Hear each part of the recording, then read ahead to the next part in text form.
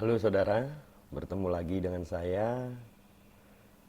Di video kali ini saya ingin membagikan tentang pikiran dan cara kerja pikiran. Nah, ada yang mengatakan bahwa seseorang itu hidup dengan pikirannya masing-masing. Jadi dunia yang sedang dijalani dalam kehidupannya dijalani menurut pikirannya. Nah, terkadang seseorang merasa bahagia, merasa sedih, merasa menderita, merasa sakit, merasa sehat.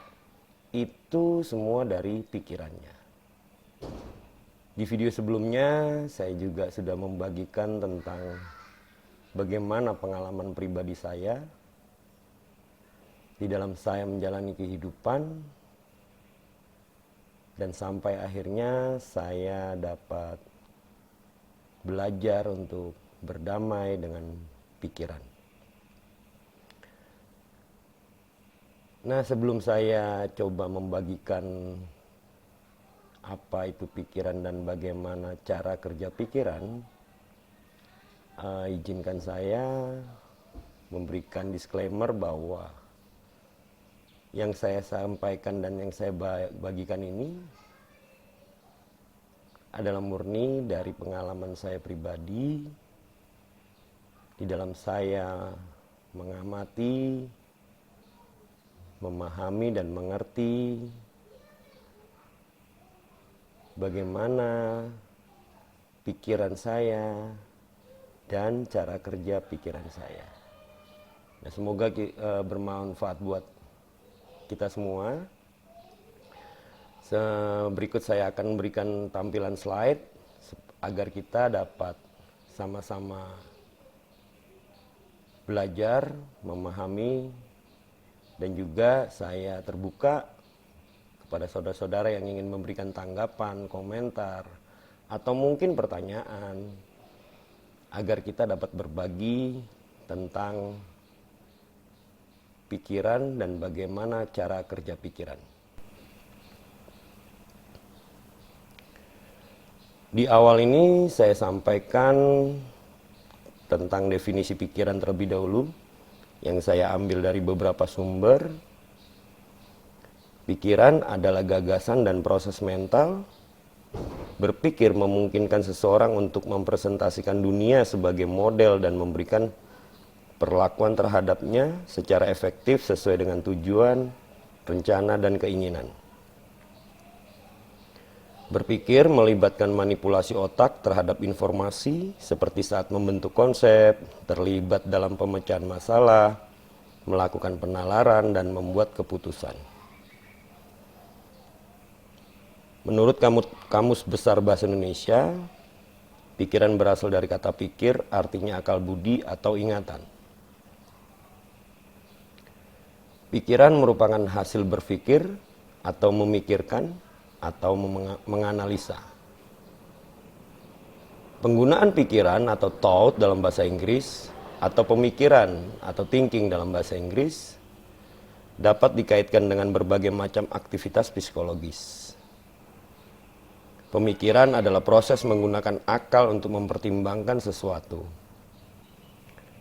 Pikiran mencakup berbagai proses mental yang berbeda, seperti mempertimbangkan ide, identifikasi, atau menilai. Istilah pikiran atau pemikiran melibatkan konsep sadar yang konseptual atau linguistik dan cukup abstrak, seperti menilai, menyimpulkan, pemecahan masalah, dan pertimbangan.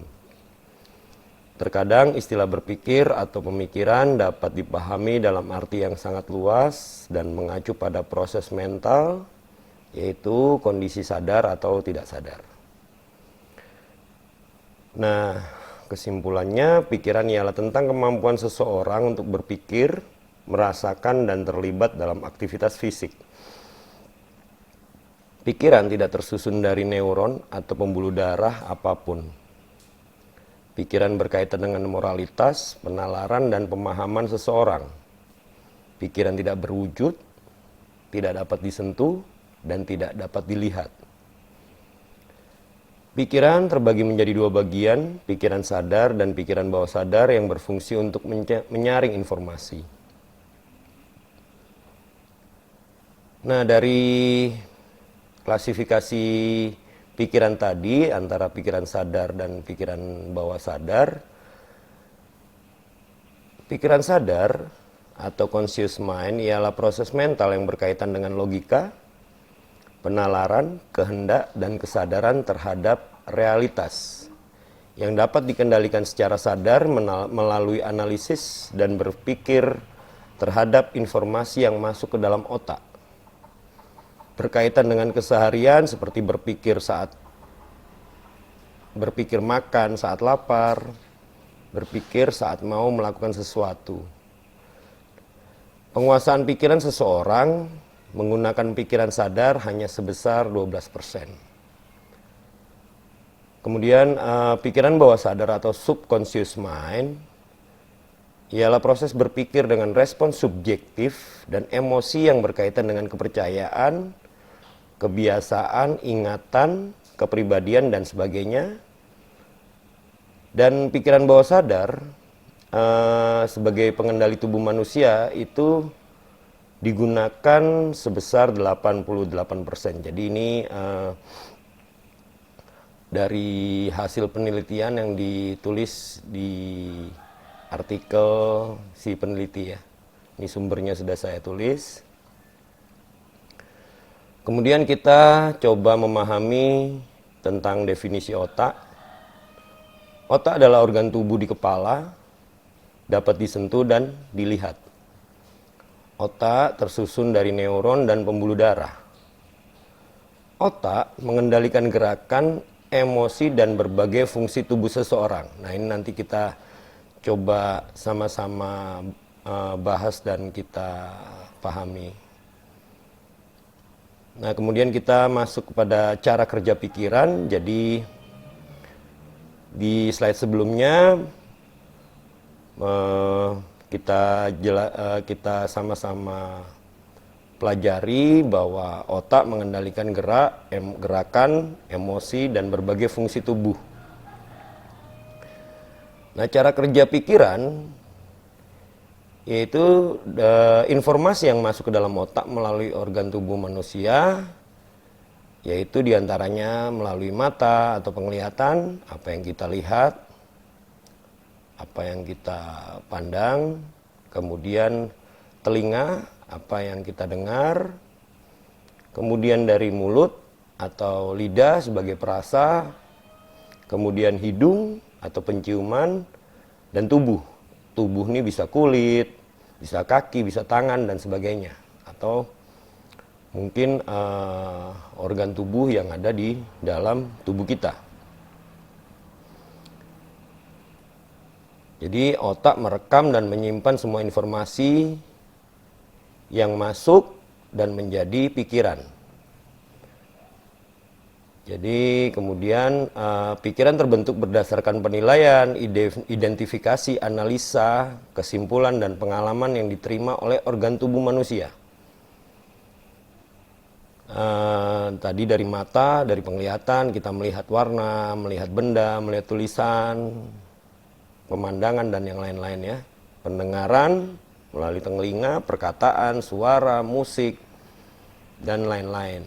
Kemudian dari mulut tadi, dari lidah kita bisa merasakan rasa asin, manis, enak, tidak enak, dan sebagainya. Kemudian juga bisa dari hidung, kita mencium wangi-wangian, oh ini harum, oh ini tidak harum, seperti itu, dan sebagainya.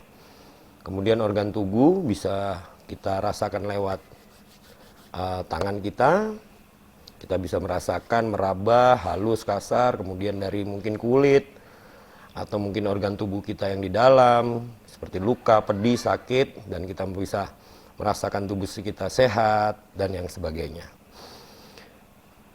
Nah, kemudian bagaimana konektivitas pikiran dan tubuh? Jadi Antara otak yang menyimpan tadi semua memori, informasi, itu berubah menjadi pikiran. Jadi otak dan pikiran itu adalah sebenarnya satu kesatuan. Jadi dari memori yang tersimpan di dalam otak kita, yang terwujud menjadi pikiran, itu bisa mempengaruhi tujuan kita. Kemudian juga mempengaruhi organ tubuh kita. Kita berpikir bahwa kita capek, kita lagi sehat, kita lagi senang, kita lagi bahagia, itu akan kita rasakan juga di organ tubuh kita. Karena respon dari memori pikiran kita tadi atau otak kita tadi menjadi pikiran, dan itu akan merespon bagaimana organ tubuh kita merasakannya. Nah, kemudian dari pikiran juga itu dapat merespon juga tubuh kita untuk bergerak.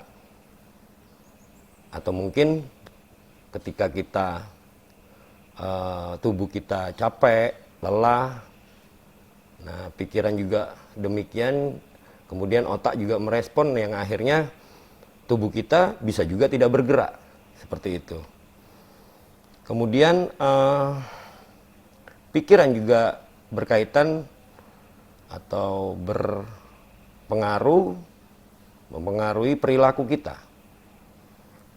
Bagaimana cara kita menilai, bagaimana cara kita merespon, bagaimana cara kita berbicara, itu tergantung informasi yang masuk ke dalam otak kita dan menjadi pikiran dan kembali lagi kepada otak kita, dan itu akan memerintahkan tubuh kita yang akhirnya itu akan mempengaruhi perilaku kita. Kemudian juga pikiran kita juga bisa mempengaruhi bagaimana kita membuat suatu rencana. Nah, pikiran seperti tadi di slide sebelumnya bahwa akan mempengaruhi tujuan, organ tubuh, bergerak, perilaku, dan rencana. Ini adalah satu kesatuan ya. Dan ini akan mempengaruhi perjalanan kehidupan kita. Di sini ada chart tentang siklus kehidupan yang kita jalani dari kita lahir, kita bertumbuh terus dari bayi, anak-anak, remaja, dan dewasa. Nah, sepanjang perjalanan kita dari lahir, dari kemudian bayi, kita menjadi anak-anak dan melalui proses remaja dan pendewasaan, banyak sekali informasi yang masuk ke dalam otak kita, dan itu akan mempengaruhi bagaimana kita menentukan tujuan, bagaimana kondisi fisik kita atau organ tubuh kita untuk bergerak, berperilaku, dan membuat rencana di kehidupan kita. Dan masa dewasa ini di dalam siklus kehidupan kita setelah dewasa ini adalah masa prima sebenarnya. Tinggal bagaimana kita merespon dan melihat dari sudut pandang pikiran kita. Nah, dari perjalanan kehidupan tadi, seseorang memiliki pengalaman hidup. Seperti tadi yang saya sampaikan bahwa informasi yang masuk kepada kita dari siklus kehidupan tadi, dari kita lahir, bayi, anak-anak, melalui proses perjalanan menjadi anak-anak, kemudian remaja dan dewasa, itu dipengaruhi informasi dari lingkungan keluarga. Bisa dari orang tua, keluarga, kemudian lingkungan pendidikan, bisa dari sekolah, tempat peribadatan, apapun agama kita, dan juga sebagainya. Kemudian lingkungan luar. Lingkungan luar di sini saya definisikan yaitu di luar lingkungan keluarga, yaitu bisa tetangga, teman, orang lain, dan atau mungkin di lingkungan di mana kita berada.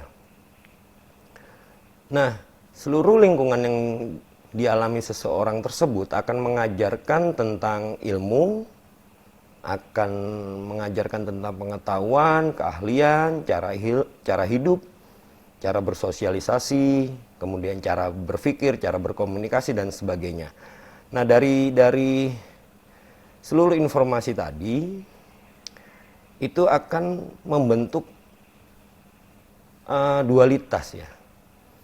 Jadi kita akan mendapatkan informasi tentang hal-hal yang tidak baik, yang salah, tidak enak, tidak nyaman, sulit, ya. Tentang perihal neraka, racun, dan yang lain-lain. Dan juga sisi yang berikutnya adalah tentang kebaikan, benar, enak, nyaman, mudah, surga, hidup, madu, dan lain-lainnya. Jadi dualitas ini akan terus berjalan mengiringi kehidupan kita, karena informasi atau data yang tersimpan di dalam otak kita sudah menyimpan tentang dualitas seperti itu, dan itu akan menjadi pertimbangan dan akan mempengaruhi tadi ya tujuan, akan mempengaruhi rasa di organ tubuh kita, dan juga akan mempengaruhi kita bergerak, berperilaku, dan membuat rencana. Jadi perjalanan hidup seseorang dari waktu ke waktu berdasarkan pikiran dan cara tubuh seseorang tersebut merespon pikiran-pikiran yang muncul. Respon tubuh seseorang terhadap pikiran itu berbeda-beda, tergantung informasi dan pengalaman hidup yang diterima, yang dialami, atau yang tersimpan di memori otaknya.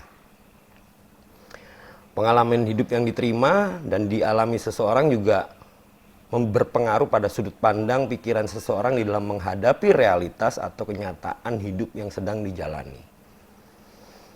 Nah, kemudian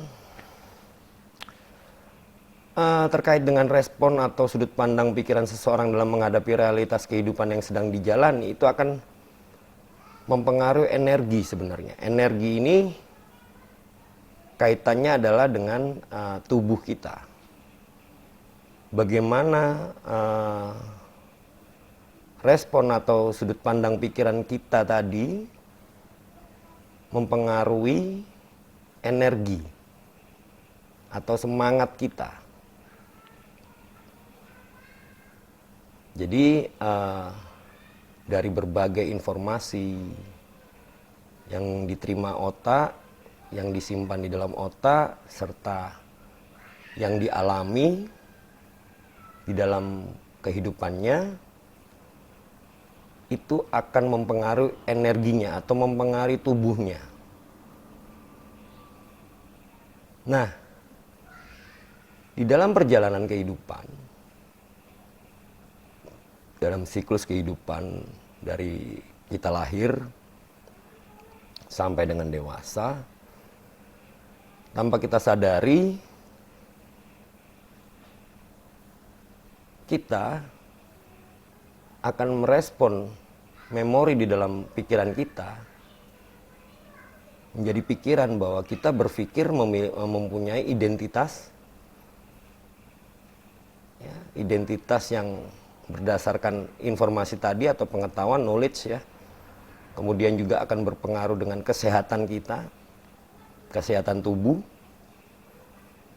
dan juga kesehatan kita, cara berpikir kita. Kemudian emosional kita itu akan mempengaruhi, dan ego kita.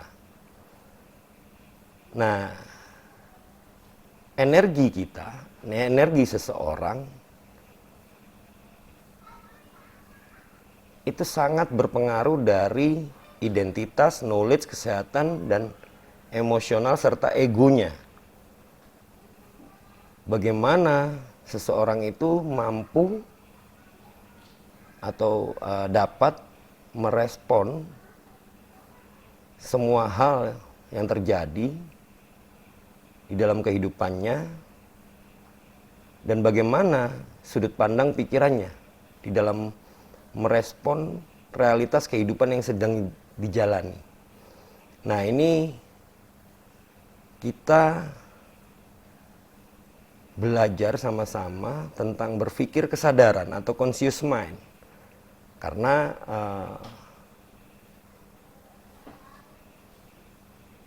berpikir kesadaran tadi secara sadar dari hasil penelitian hanya 12% digunakan oleh manusia di dalam kehidupannya. Berpikir kesadaran menggunakan pikiran sadar itu berkaitan dengan bagaimana mentalitas seseorang tersebut. Jadi ketika kita memang energi kita lelah atau energi kita drop, kita akan mudah putus asa. Kita akan mudah menyerah, kita akan galau, kita akan bimbang, kita akan mengalami ketakutan, kecemasan, dan kekhawatiran. Jadi bagaimana cara kerja pikiran?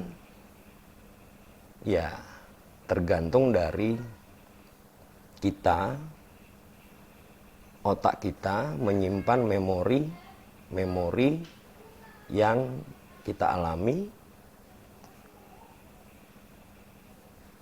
dan kita pelajari atau yang kita dapat di dalam proses kehidupan kita dari lahir tadi sampai dengan kita dewasa. Jadi